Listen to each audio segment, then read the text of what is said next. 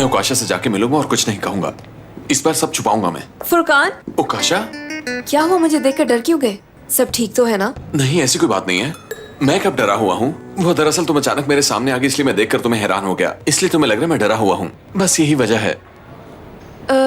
मैंने तुम्हें एक मैसेज भेजा था और तुमने जवाब नहीं दिया। क्या तुम सुलह नहीं करना चाहते? ये तुम कैसी बातें कर रही हो? मैं तो खुशी से पागल हो गया था। तो फिर? मैं कॉल करने लगा था, निदा ने मुझे फोन कर दिया और ऑफिस जल्दी बुला लिया।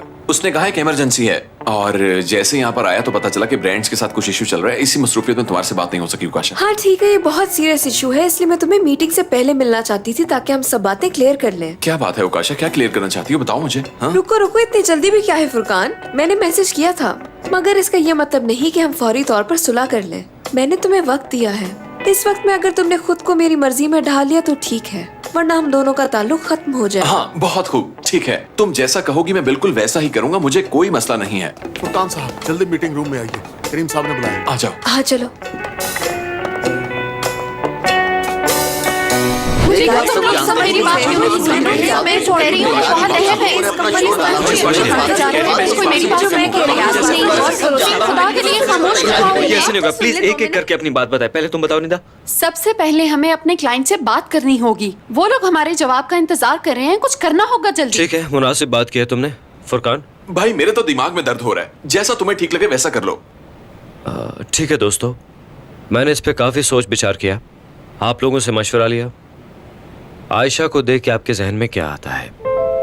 अगर मुझसे पूछें तो मेरे जहन में तो बहुत सारी चीजें आती हैं, लेकिन आप लोग, आयशा की आंखों में सबके लिए मोहब्बत है। यूं कह लें, इसे देखकर हमारे जहन में खुदा तरस और मोहब्बत करने वाली लड़की आती है।